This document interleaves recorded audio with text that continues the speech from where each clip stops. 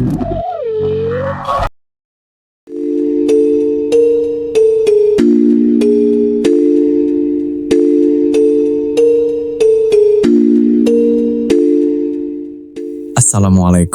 warahmatullahi wabarakatuh. Selamat datang di cerita dari mereka. Malam ini ada sebuah kisah tentang tetangga baru. Datang tanpa suara, masuk tanpa membuka gerbang, dan tersenyum tanpa pernah benar-benar menginjak tanah. Apa jadinya jika rumah yang seharusnya menjadi tempat paling aman justru menjadi saksi teror dari sosok yang bukan manusia? Inilah kisahnya, tetangga sebelah. Pastikan kalian menonton sampai selesai. Gunakan headset, matikan lampu. Karena terkadang yang paling menyeramkan bukanlah yang terlihat, melainkan yang tinggal tepat di samping rumah kita.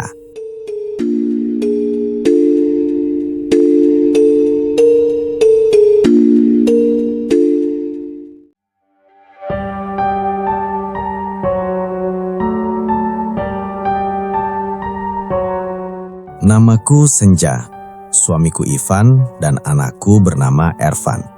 Kala itu pukul 00.30. Aku terbangun dari tidurku karena mendengar suara benda jatuh. Tak lama kemudian, terdengar suara orang yang menyeret kaki. Lalu suara barang yang diseret-seret. Aku duduk di atas ranjang dan melihat suamiku terlelap tidur. Aku ingin bangunkan tapi gak tega. Aku berpikir mungkin rumah kosong di sebelah ada yang ngisi atau ngontrak. Yang kuherankan, kenapa pindahnya tengah malam? Aku turun dari ranjang keluar kamar karena ingin ke kamar mandi. Ketika aku nyalakan lampu ruang tengah karena aku merasa isem, aku terkejut ketika melihat kelebatan bayangan seseorang yang melintas dari balik gorden jendelaku. Tiba-tiba, "Maaf kak, kami mengganggu." Suara seorang wanita di luar pintu utama. Aku berdiri kaku dan gak akan kubukakan karena memang gak boleh buka pintu tengah malam biar siapapun yang memanggil nama kita. Tapi kakiku tetap melangkah ke pintu utama dan mengintip lewat jendela kaca. Di sana terlihat berdiri seorang wanita muda cantik, tubuhnya langsing dan rambutnya panjang terurai sampai sepinggang. Pakaiannya berwarna merah. Dia tersenyum manis padaku. "Maaf kak, aku baru pindah ke sebelah. Namaku Maya," ujarnya tersenyum manis. Aku gak jawab perkenalannya, karena aku sedang berpikir, kok bisa dia masuk sampai ke teras rumahku? Pintu gerbang depan kan tinggi, gak mungkin wanita ini melompatinya. Pandanganku kembali fokus pada wanita itu tadi. Tapi dia sudah menghilang dari hadapanku. Dia terlihat sudah ada di luar pagar, berdiri di bawah lampu jalan, menoleh ke arahku sambil melambaikan tangan dengan tersenyum manis. Bulu kudutku langsung meremang. Aku terus berlari masuk kamar dan tarik selimut untuk menutupi seluruh tubuhku. Ketika azan subuh berkumandang, kegiatan di rumah tetanggaku itu berhenti. Kembali hening. Sepi, senyap. "Dek, kenapa matamu seperti mata panda? Emang kamu semalam begadang?" tanya suamiku. "Enggak mas, aku semalam ketakutan." "Takut apa?" tanya suamiku lagi. "Kita punya tetangga baru sekarang, tapi pindahannya tengah malam. Berisiknya minta ampun. Sepertinya banyak orang yang tinggal di rumah sebelah. Artinya semalam aku tidur pulas banget, sampai gak dengar apapun." Aku mengangguk. "Semalam aja mau minta tolong anterin ke kamar mandi, gak berani. Habisan ngeliat kamu capek banget." "Bangunin aja, gak apa-apa kok aku." "Semalam yang pulang terakhir kan kamu ya mas?" Pertanyaanku dijawab dengan anggukan olehnya. "Gerbang rumah kita udah dikunci mas." "Kunci? Gak tahu kalau Ervan keluar," katanya. "Ervan gak ada di rumah mas, dia lagi nginep di rumah si Dimas," ujarku. Iya, terus kenapa dengan gerbang pagar kita? Tanyanya lagi. Semalam tetangga sebelah yang baru pindah ketuk-ketuk pintu, kataku. Mau ngapain malam-malam? Terus kamu bukain gak? Tanyanya lagi. Ya enggak lah, cuma yang aku heran, gerbang depan kan digembok. Kok bisa dia masuk? Apa dia lompat ya? Tapi kayaknya nggak mungkin. Mungkin aja bisa lompat dia, kata suamiku. Nggak mungkin lah mas, pakaiannya ketat banget, seksi lagi. Belum sempat aku jawab perkataannya, tiba-tiba dia udah ada di luar gerbang pagar rumah kita. Berdiri di bawah lampu jalan melambaikan tangan sambil tersenyum. Masa sih dek, kamu lagi ngantuk kali, kata suamiku. Ya udah kalau nggak percaya, tapi aku memang agak merinding bila melihat sorot matanya, kataku menambahkan. Hush, udahlah, kita nggak usah ngomongin orang. Nanti kalau orangnya dengar kan jadi nggak enak. Aku pun langsung terdiam, melanjutkan sarapan. Lalu berkemas untuk berangkat kerja bareng suamiku, karena kami searah. Ketika mobil kami melintas di depan rumah tetanggaku itu, aku melihat ada bayangan hitam yang mondar-mandir. Tatapanku lalu beralih ke balkon rumah itu yang terlihat sepi. Mataku menangkap sosok bayangan seorang wanita di balik gorden, sedang memperhatikan kami. Bulu kuduku meremang. Takut yang pasti. Dek, kok sepi-sepi aja, seperti nggak ada orangnya? Tanya suamiku. Ada mas, tadi aku lihat di dalam ada bayangan hitam besar mondar-mandir. Mungkin itu suaminya wanita itu. Terus, tadi wanita itu ada di balkon atas memperhatikan kita mau berangkat. Merinding juga kalau yang tinggal di sebelah misterius. Jangan-jangan kuntilanak, kata suamiku seperti sedang menakut-nakutiku. Mas jangan begitu, aku takut. Kamu kan pulang kerjanya malam, sedangkan aku menjelang maghrib baru pulang. Aku takut sendirian di rumah. Suamiku tertawa senang sekali karena berhasil ngerjain aku. Aku usahakan pulang cepat ya. Kamu gak usah takut. Berdoa dan minta pertolongan pada Allah. Nasihat suamiku. Di tempat kerja aku gak bisa konsentrasi karena wajah wanita itu selalu terbayang. Bagaimana caranya dia bisa masuk sampai di pintu utama rumah kami? Ja, kok bengong aja dari tadi? Itu bos manggil, kata Indah sambil mengguncang bahuku. Iya, aku gak dengar. Lagi error nih otak, kataku ngasal. Lu berantem sama laki lu, tanya Indah. Aku menggelengkan kepala. Lah, kalau gak berantem, ngapa lu jadi error kayak gitu? Kata Indah lagi. Entar deh gue ceritain, gue mau ketemu bos dulu, ujarku seraya ambil map yang berisi laporan keuangan. Aku langsung masuk ruangan bos. Di sana sudah ada tim audit yang akan memeriksa keuangan kantor kami. Aku pun langsung menyerahkan semua berkas itu dan langsung pergi meninggalkan mereka dalam ruangan kerja bos. Janja, jangan pergi dulu. Nanti pasti bapak-bapak ini akan bertanya padamu, ujar bos. Aku cuma nganterin map berisi laporan aja. Kalau detailnya kan aku nggak tahu. Yang tahu Pak Handoko. Kalau begitu, panggil Handokonya, kata bos lagi. Handoko nggak masuk. Istrinya masuk rumah sakit, terangku pada bos. Aku keluar dari ruangan bos. Di tempat dudukku sudah ada Indah. Rupanya dia sangat ingin tahu kenapa otakku error. Gue nggak mau tahu, ceritain semuanya. Kali aja gue bisa kasih solusi, ujar Indah. Dengan rasa takut yang mendera, ku ceritakan kejadian semalam tanpa dilebih-lebihkan atau dikurangi. Itu mah kuntilanak merah, itu jahat banget. Di antara para kuntilanak yang paling berbahaya yaitu dia. Lu harus hati-hati, laki lu nanti digodakin, kata Indah. Ah, bukannya solusi lu kasih, malah nakut-nakutin. Sama aja lu sama Mas Ivan, keluhku. Gua gak nakut-nakutin lu, tapi kalau di rumah lu jangan kebanyakan bengong. Rajin-rajin zikir sama baca Al-Quran, biar tetangga lu tuh gerah, panas, terus mingat deh. Ujar Indah enteng banget ngomongnya. Tapi setelah ku pikir-pikir, semua perkataan Indah itu ada benarnya. Selama ini kalau di rumah aku cuma nonton televisi terus chattingan teman sambil nunggu Mas Ivan pulang. Ketika sampai rumah, dengan cepat aku membersihkan diri. Aku bersihkan kamarku, barang-barang yang udah gak terpakai aku buang semuanya. Karena menurut mitos, barang-barang yang udah gak terpakai kalau ditumpuk di rumah akan ditinggali makhluk halus. Tapi perasaanku gak enak sekali. Sepertinya gerak-gerik aku diawasi oleh seseorang, tetapi entah siapa. Pukul 22.00. Mobil Ivan memasuki kompleks perumahan itu, dan di ujung gang dia melihat ada wanita cantik berbaju merah sedang berdiri di dekat pagar rumahnya. Ivan pun melambatkan laju mobilnya karena hendak turun membuka gembok pagar. "Mas Ivan baru pulang kerja," tegur wanita itu halus suaranya. Tetapi Ivan merasa aneh, karena dia tak kenal siapa wanita itu. Tapi wanita itu tahu namanya.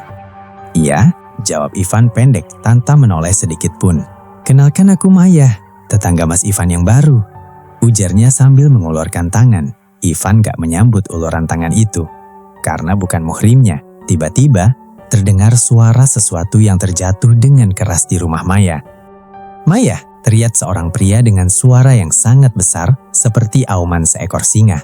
Maya pun beranjak pergi meninggalkan Ivan yang akan memasukkan mobil ke dalam pagar rumahnya.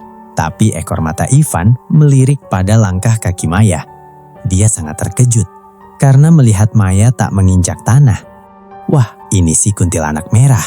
Bahaya." Isi kepala Ivan langsung traveling kemana aja. Pantasan Senja curiga pada Maya. "Kali ini benteng kami harus kuat," gumamnya dalam hati.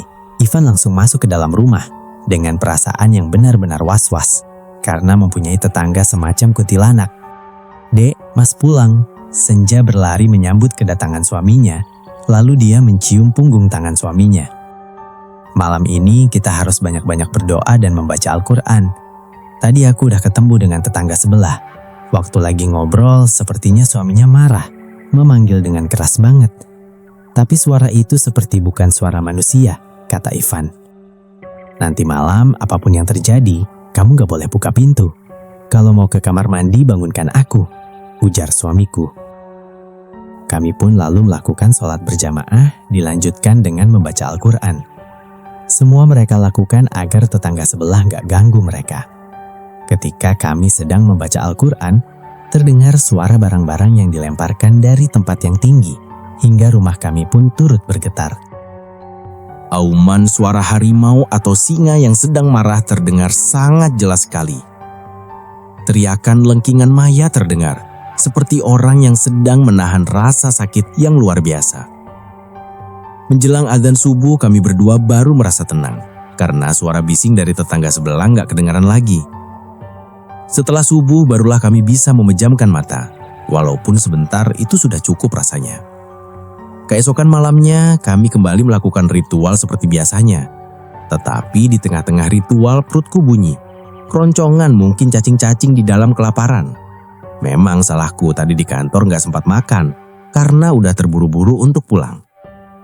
"Aduh, perutku lapar, Mas," keluhku pada Ivan suamiku. "Bikin mie aja, sekalian buatin untuk aku juga ya," katanya. "Tapi temenin aku, takut sendirian di dapur," ujarku merajuk. Aku dengan ditemani Ivan masak mie di dapur. Tiba-tiba terdengar suara benda jatuh keras sekali di atas plafon rumah kami. Di depan pintu dapur yang mengarah keluar pun terdengar langkah kaki diseret. Srek, srek. Berat sekali kedengarannya. Aku dan suamiku refleks ingin tahu siapa yang sedang berjalan dan apa yang jatuh di luar dapur kami itu. Walaupun ada rasa takut yang menghimpit, kami berdua mengintip dari jendela. Kami menyaksikan tubuh-tubuh tanpa kepala berjatuhan dari atas rumah kami sepertinya. Nampak pula di sana sosok makhluk hitam tingginya hampir sama dengan pohon kelapa. Dia seperti sedang mengamuk. "Mas, itu makhluk apa?" bisikku pelan. Suamiku menggeleng kepalanya. Dia hanya fokus mengintip. Tetapi tiba-tiba udara di dapur itu berubah secara drastis. Udara terasa sangat dingin sekali. Bau bunga kenanga, melati, serta kantil menyeruak ke dalam indera penciuman kami. Lalu berganti dengan bau tanah basah, bau anyir darah yang sangat kental, dan bau bangkai. Terdengar suara bayi nangis melengking tinggi sampai membuat bulu kuduku merinding. Kami berdua hanya bisa saling tatap dan berdoa. Perut yang tadinya lapar ingin makan mie jadi batal karena kami sudah lupa dengan lapar itu. Kami belum beranjak dari dapur karena kami mendengar langkah kaki berat di tengah rumah, layaknya orang yang sedang berjalan baris berbaris. Senja merapatkan tubuhnya masuk ke dalam pelukan Ivan. Telinganya ditutupi oleh tangan Ivan yang lebar dan besar. "Mas, aku takut," ujarnya sambil menangis. "Kita nggak boleh takut, harus berani. Kalau kita takut, mereka akan semakin merajalela. Kamu juga, Dek, harus kuat dan berani. Karena takut itu berasal dari dalam diri kita sendiri." Tiba-tiba ada angin yang sangat dingin berhembus dari atas kepala mereka. "Astagfirullah, turun kamu, jangan kurang ajar. Aku nggak takut dengan makhluk jelek seperti kalian," teriak Ivan sambil terus berzikir. Tapi sosok kuntilanak itu semakin menjadi-jadi. Dia terus berputar-putar di atas kepala mereka berdua.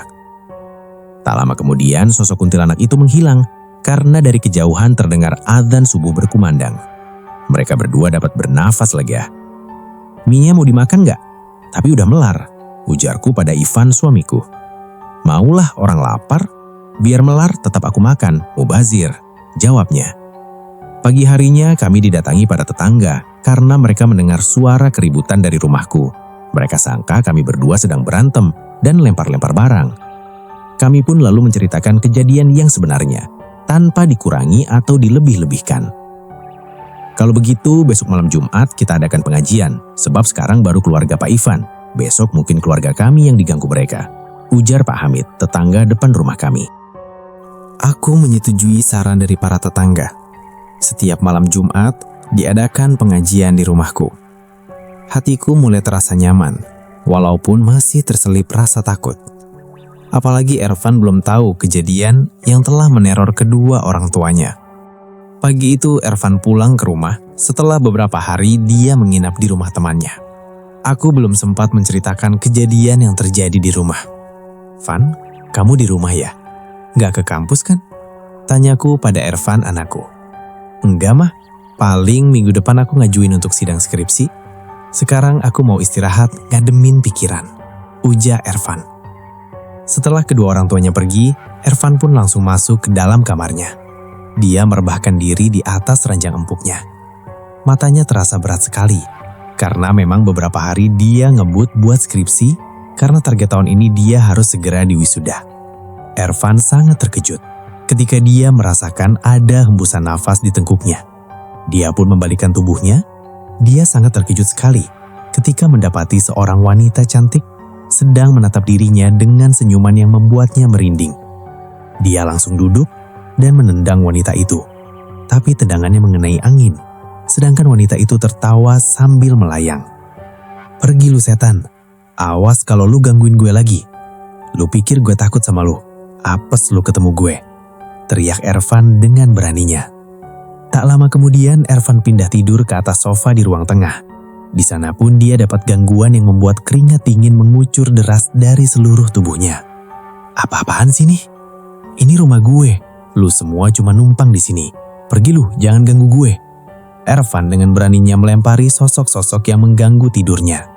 Tiba-tiba ada suara kaki yang sangat berat dan besar menginjak lantai rumahnya. "Lu lagi. Sono lu pergi, jangan ganggu gue. Kalau lu mau selamat, pergi sekarang," ancam Ervan. Sosok makhluk yang hanya kedengaran suara aumannya saja kembali dibentak dengan keras oleh Ervan. Ervan memang sangat berani sekali, padahal dirinya pun merasa takut yang teramat sangat. Pukul 3 sore membuat mata Ervan kembali terpejam, dan dia nggak peduli dengan semua gangguan yang ada. Pukul 15.30, Senja sampai di rumah, dia mulai melakukan kewajibannya sebagai ibu rumah tangga. "Duh, Ervan, kenapa kamu tidur di sofa? Di kamar kan lebih enak," keluh Senja melihat anaknya tidur di atas sofa. "Van, pindah ke kamar, aku usik tidurnya." "Males mah, di sini ajalah tidur. Aku nggak mau tidur diganggu cewek nggak jelas," kata Ervan. Senja terperanjat mendengar perkataan Ervan. Artinya, anaknya pun sudah diganggu oleh wanita itu. "Oh ya sudah, kalau kamu maunya itu," ujar Senja. Malam pun mulai larut. Kami bertiga duduk mulai berzikir dan membaca Al-Quran. Kami sudah sepakat, apapun yang terjadi, kami akan lawan. Karena manusia derajatnya lebih tinggi dari makhluk apapun yang ada di atas dunia. Kami terus melantunkan ayat-ayat suci Al-Quran, sampai akhirnya terdengar azan subuh. Beberapa hari kemudian, gangguan-gangguan dari tetangga sebelah mulai berkurang. Efektif ya ritual kita, kata Ervan. Pagi itu kebetulan sangat cerah, nggak seperti biasanya turun hujan. Kami bertiga berencana untuk jalan santai. Ketika kami melewati rumah tetangga sebelah, terlihat rumah itu sepi. Tetapi terlihat hordeng jendelanya bergerak-gerak seperti disenggol seseorang. Terlihat di sudut ruangan itu sosok bayangan hitam berdiri mengawasi kami. Aku menongak ke arah balkon lantai 2 rumah itu. Di sana terlihat seorang wanita cantik dengan tatapan mata kosong sedang menatap kami. Kami sudah gak pedulikan mereka lagi, dan mereka pun sekarang gak pernah mengganggu lagi. Takut itu berasal dari dalam diri kita sendiri. Semakin kita takut, semakin dia akan menjajah kita. Maka dari itu, lawanlah rasa takut yang ada di dalam dirimu.